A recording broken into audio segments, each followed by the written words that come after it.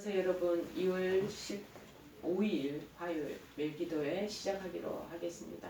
우리 다 같이 사도신경 고백하시죠. 전능하사 천지를 만드신 하나님 아버지를 내가 믿사오며 그 외아들 우리 주 예수 그리스도를 믿사오니 이는 성령으로 잉태하사 동정녀 마리아에게 나시고 본디오 빌라도에게 고난을 받으사 십자가에 못 박혀 죽으시고 장사한 지 사흘 만에 죽은 자 가운데서 다시 살아나시며 하늘에 오르사 전능하신 하나님 우편에 앉아 계시다가 저리로서 산자와 죽은 자를 심판하러 오시리라. 성령을 믿사오며 거룩한 공예와 성도가 서로 교통하는 것과 죄를 사하여 주시는 것과 몸이 다시 사는 것과 영원히 사는 것을 믿사옵나이다. 아멘. 오늘 하나님께서 저희들에게 주시는 말씀은 구약성경 에스겔서 6장 1절에서 7절 말씀입니다. 에스겔서 6장 1절에서 7절 말씀 보시겠습니다. 1156쪽입니다. 에스겔서 6장 1절에서 7절 말씀 제가 봉독하겠습니다. 여호와의 말씀이 내게 임하여 이르시되 인자야 너는 이스라엘 산을 향하여 그들에게 예언하여 이르기를 이스라엘 산들아 주 여호와의 말씀을 들으라. 주 여호와께서 산과 언덕과 시내와 골짜기를 향하여 이같이 말씀하시기를 나 곧 내가 칼이 너희에게 임하게 하여 너희 산당을 멸하리니 너희 제단들이 황폐하고 분향제단들이 깨트려질 것이며 너희가 죽임을 당하여 너희 우상 앞에 엎드러지게 할 것이라. 이스라엘 자손의 시체를 그 우상 앞에 두며 너희 해골을 너희 제단 사방에 흩으리라. 내가 너희가 거주하는 모든 성읍이 사막이 되게 하며 산당을 황폐하게 하리니 이는 너희 제단이 깨어지고 황폐하며 너희 우상들이 깨어져 없어지며 너희 분향 제단이 찍히며 너희가 만든 것이 폐하여지며 또 너희가 죽임을 당하여 엎드러지게 하여 내가 여호와인 줄을 너희가 알게 하려 함이라. 아멘. 오늘 이 말씀이 하나님은 어떻게 할 것인가 라는 제목의 말씀으로 오늘 나아가겠습니다. 하나님은 어떻게 할 것인가. 몇 년 전부터 우리나라 인구 기독교인의 숫자가 한 10년 전만 해도 전 인구 우리나라 전체 인구의 한 25%를 넘어섰다라고 얘기가 있었습니다. 지금은 뭐 얼마나 달라졌는지 모르겠지만 하여튼 10년 전에는 기독교 우리 교회에 큰 부흥이 있던 시기였으니 크리스찬의 그 인구 비례가 그렇게 높지 않았나 싶습니다. 그래서 이제 많은 사람을 보면은 하나님 누구신지를 전혀 모른다고 대답하는 사람은 별로 없었던 것 같습니다. 오히려 자신은 신앙을 전혀 가지지 않는다고 당당히 말하는 사람들 중에서도 기독교의 하나님이 어떤 분이신가를 얘기하려 하면 먼저 자기 자신들 나름대로의 지식을 과시하는 얘기들이 적지 않게 많았습니다. 그러나 하나님을 안다고 하는 것이 우리가 생각하는 것처럼 그리 단순한 것만은 아닌 것입니다. 성령의 도우심으로 하나님의 은혜와 자비를 체험하여 알고 또 서로 교통함으로써 나누는 인격적인 알미 아닌 지식에만 국한된 아는 그것을 적어도 이거는 하나님하고 관계에서는 전혀 무가치한 것이 아닌가 그렇게 말을 해도 과언이 아닌 것 같습니다. 자, 그런데 성경은 전 인류가 하나님을 아는 날이 언젠가는 올 것이라고 그렇게 단언하고 있습니다. 이는 정말 부인할 수 없는 그런 사실이고 팩트입니다. 여러분 언젠가는 모든 사람이 믿는 사람이든 믿지 않는 사람이든 할 것 없이 하나님 능력과 권위를 바로 알게 될 것이고 그분의 모든 말씀이 진실임을 깨닫게 될 것입니다. 그러나 그렇게 되기까지의 그 행로는 똑같지 않다라는 것입니다. 알기까지의 그 길이 그렇게 똑같이 하나님을 알기 위해서 가는 게 똑같지 않다라는 것입니다. 사람이 하나님을 알게 되기까지는요 걷게 되는 다양한 행로를 살펴보는 것이 또 도움이 될 것입니다. 우리가 그래서 가야 하는 길이 어떤 것인지 그것을 새롭게 인식할 수 있는 귀한 계기가 되어서 오늘 본문의 내용들을 살펴보는 것입니다. 하나님을 온전히 알게 되기까지 길이 한 루트만 있는 게 아니에요.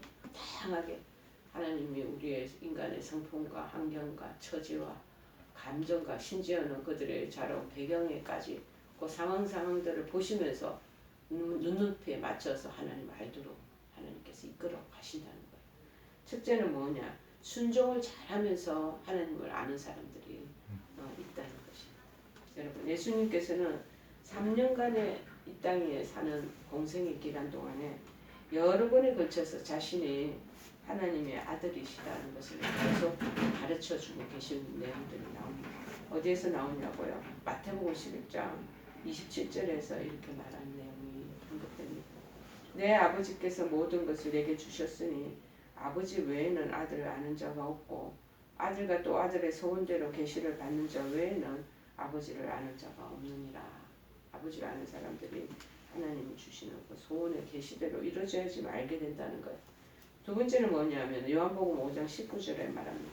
그러므로 예수께서 그들에게 이르시되 내가 진실로 진실로 너희에게 이르노니 아들이 아버지께서 하시는 일을 보지 않고는 아무것도 스스로 할 수 없나니 아버지께서 행하시는 그것을 아들도 그와 같이 행하느니라. 그러니까 하늘 우리가 여호와 하나님 하시는 일을 예수님 당신의 외아들 예수 그리스도가 똑같이 한다는 거예요. 예수님이 하는 일이면 또 그것도 하나님 하시는 일이라는 그러니까 동격이에요. 동격. 자 그러다 보니 그같이 똑같이 행하는 것을 예수님 하시는 일을 보면 아 하나님이 이렇게 하시는구나 하고 알아라는 거죠. 그 다음에 요한복음 10장 24, 25절, 38절에 보면 또 나오는 대목이 있습니다.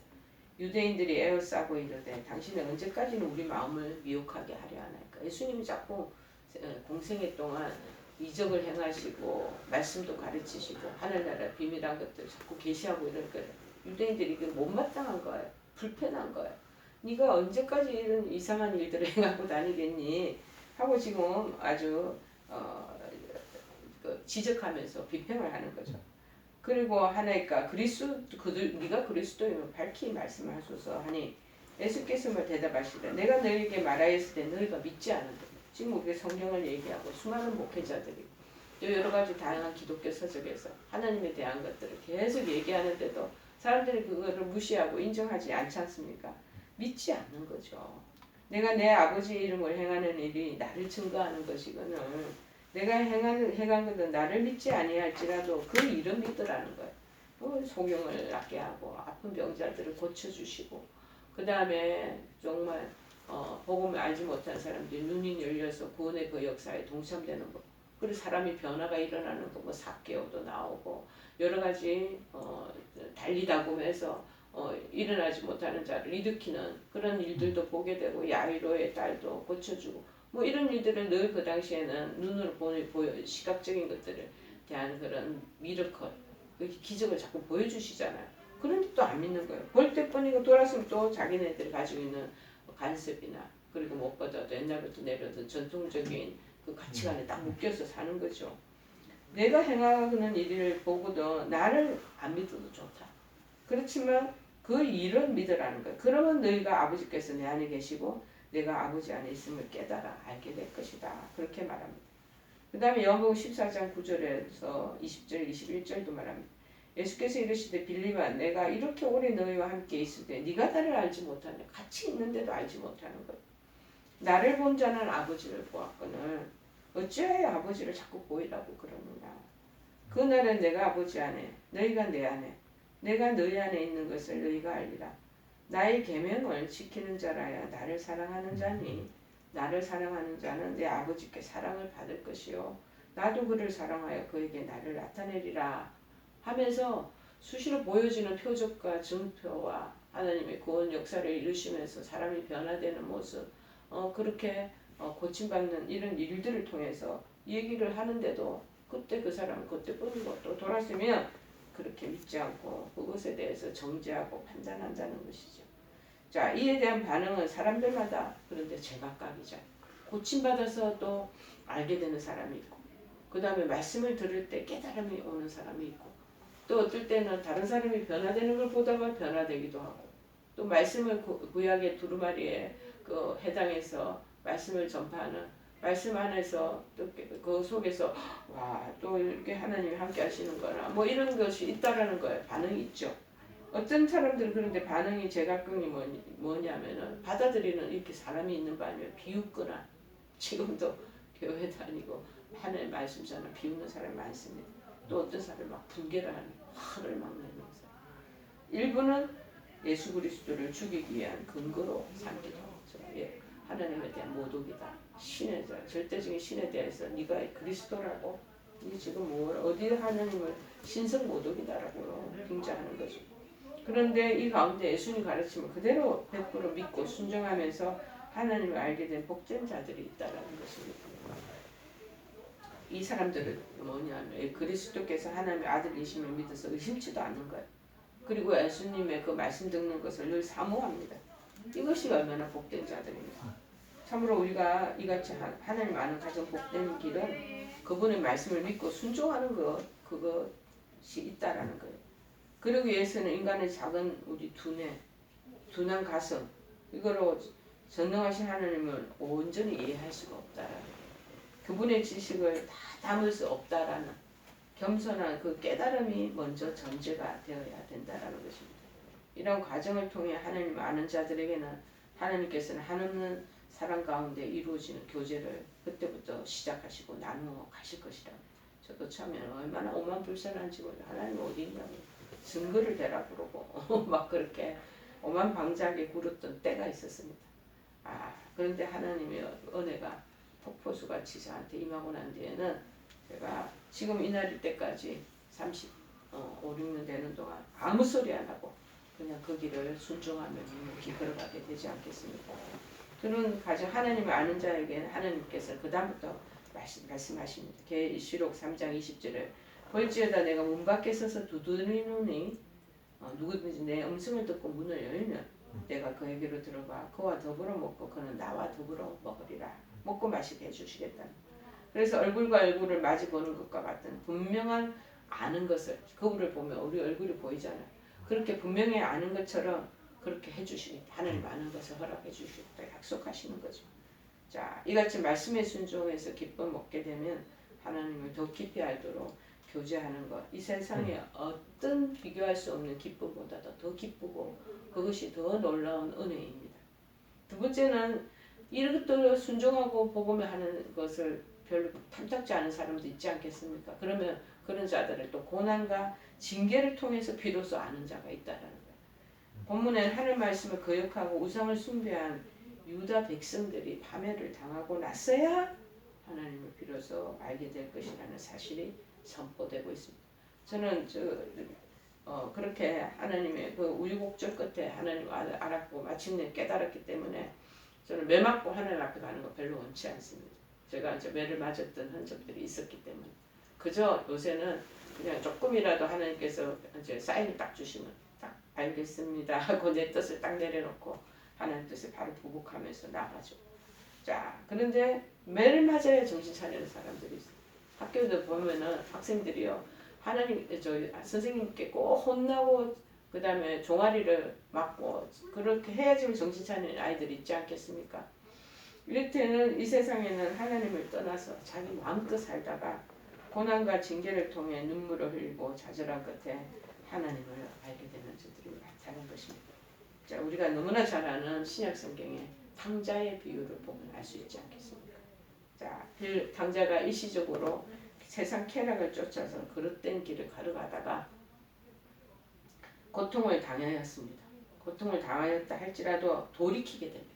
돌이키는 게 중요한 거예요. 그래서 옳은 길을 선택한 그의 결단은 분명 칭찬받을 만한 일이라고 우리가 할 수 있겠습니다. 그러나 그가 고통받기 이전에 나가서 쾌락에 그리고 자기네들 세상 정욕에 그렇게 놀기 전에 방탕하게 놀기 전에 스스로의 잘못을 깨닫고 돌이켰다면 아니 처음부터 어쩌면 자신이 해야 할 일이 무엇인지를 알고 그대로 행하였다면 분명 그의 삶은 더욱 가치 있는 것이 되지 않았겠습니까? 자, 우리 주위에도 이런 사람들 어렵지 않게 찾아볼 수가 있습니다. 그러나 이러한 사람들은 고난과 징계라는 어려운 길을 거치긴 하였지만요. 그래도 하나님을 알고 교제하는 길에 들어서는 행복한 사람들이라고 할 수 있겠죠. 돌이켜야 합니다. 그런데 아직까지 돌이키지 않는 분들도 많이 있는 거예요. 그래서 종말의 세 번째는 이르렀어야 아는 어리석은 자가 막판에 가서 그 죽을 지경에 이르렀어야 깨닫고 가는 사람들이 있다는 거예요. 하나님을 진정 알지 못하는 많은 사람들이 나는 하나님과 전혀 상관이 없다라고 이 사람들이 단언을 합니다. 나하고 하나님하고 우리 옛날부터 불교 집안이야. 우리 유교 믿는 집안이라고. 그렇게 하면서 하나님하고 나는 전혀 이 선을 딱 그어서 단언을 하면서 그쪽으로 쳐다보지가 않아요. 하나님이 자신의 삶에 대해서 전혀 간섭하지 마십시오. 간섭하지 않는 것을 원해요. 그 대신 자신들도 하나님 교회를 욕하거나 핍박하지도 않고 그대로 인정하겠다. 내가 너희들 인정하겠으니 너도 나를 인정하기 바란다. 하나님 안 믿든 그거에 대해서 네가 말고 하지 말아라. 선을 딱 긋는 사람. 이 진실 어리석은 행위에 지나지 않는 거죠. 이 세상에는 하나님을 대적하는 길도 있고 하나님과 함께 서는 길이 있을 뿐만 아니라 하나님과 상관없이 행하는 그러한 길이 있을 수 있는데 그런 것들은 없다는 거죠. 하나님 온 우주와 삼라만상을 다 다스려요. 마태복음 12장 30절에 말합니다. 나와 함께 하는 자는 나를 반대하는 자요 나와 함께 모으지 아니하는 자는 해치는 자입니다. 우리를 마가복음 9장 40절에 우리를 반대하지 않는 자는 우리를 위하는 자는 혹은 권유로 혹은 징계로 여러 가지 방법으로 하나님의 부르심을 받지만 이에 응답하지 않는 사람들은요 마침내 예수님께서 재림하시는 날 이 세상이 종말에 이르러서야 하나님의 크신 능력과 권위를 체험하게 된다는 것입니다. 얼마나 불행하기 짝이 없는 사람입니까? 여러분 하나님의 자비와 긍휼이 여러 번 기회를 줬는데도 그 노순에 들어오지 않고 계속 방관하고 나는 관계없다라고 이 사람들이 무시하고 하다가 마지막엔 더 기회를 얻지 못하게 되는 날이 온다는 것이죠. 오늘 하나님 주시는 말씀을 통해서 우리가 어떤 길에 내가 서 있는가 돌아보시는 여러분 되기를 원합니다. 순종하면서 그 말씀을 쫓아가는 복된 자의 길에 있겠습니까? 아니면 고난과 징계를 받아서 비로소 하나님의 존재를 인정하는 자가 되겠습니까? 아니면 나하고 그게 무슨 상관이야? 나 그대로 내버려도 하고 종말에 이르러서요 그 비로소 그 하나님의 은혜를 깨닫겠습니까? 여러분 지혜로운 여러분 되시기를 바랍니다. 여러분이 주시는 좋은 선택이 새해 여러분의 갈 길을 참으로 평탄케 하시고 무엇보다도 여러분의 인생을 복되게 하시리라 믿습니다. 불순종, 고난과 징계 받은 끝에 깨닫는 여러분이 아니 되기를 간절히 도전해 드립니다. 오늘 주신 말씀을 생각하면 찬송가 320장 찬송하시겠습니다. 나의 죄를 정케 하사 주의 일꾼 삼으신 구세주의 넓은 사랑 항상 찬송합니다. 나를 일꾼 삼으신 주 크신 능력 주시고 언제든지 주 뜻대로 사용하여 주소서. 내게 부어 주시려고 은혜 예비하신 주의 은혜 채워주사 능력 있게 하소서. 나를 일꾼 삼으신 주 크신 능력 주시고 언제든지 주 뜻대로 사용하여 주소서. 아멘. 우리 다 같이 주기도문으로 기도에 마치겠습니다. 하늘에 계신 우리 아버지여, 이름이 거룩히 여김을 받으시오며 나라가 임하옵시며 뜻이 하늘에서 이룬 것 같이 땅에서도 이루어지이다. 오늘날 우리에게 일용할 양식을 주옵시고 우리가 우리에게 죄 지은 자를 사하여 준 것 같이 우리의 죄를 사하여 주옵시고 우리를 시험에 들게 하지 마옵시고 다만 악에서 구하옵소서. 대개 나라와 권세와 영광이 아버지께 영원히 있사옵나이다. 아멘.